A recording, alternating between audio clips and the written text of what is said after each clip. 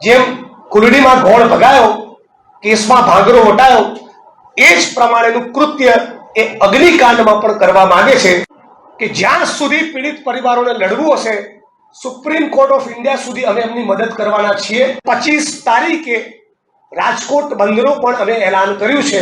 156 ધારાસભ્યો, રાજકોટના 68 કોર્પોરેટરો અને 25 સાંસદોમાંથી એક પણ માણસ આજની તારીખે અગ્નિકાંડના પીડિતોને ન્યાય અપાવવા, એમની આંખના આંસુ લૂછવા એમની સાથે નથી।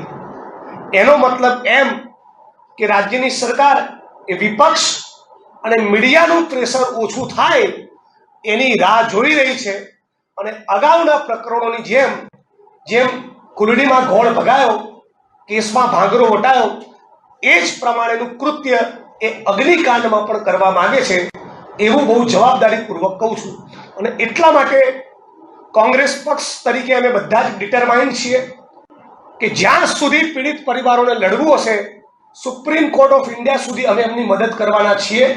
અને આ 15 તારીખે રાજકોટ શહેરના પોલીસ કમિશનરની કચેરીની બહાર અમે ઉગ્ર દેખાવોનો કાર્યક્રમ હાથ ધર્યો છે અને 25 તારીખે રાજકોટ બંધનું પણ અમે એલાન કર્યું છે।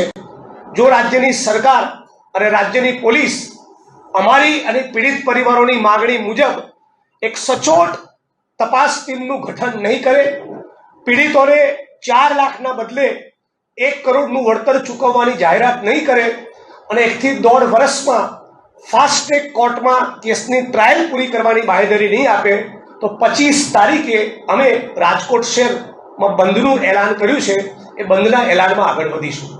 મારા સાથી લાલજીભાઈ દેસાઈ એ પણ લાંબો વખતથી અગ્નિકાંડના પીડિતોને ન્યાય અપાવવા સતત એક ધારા રાજકોટ રહ્યા છે।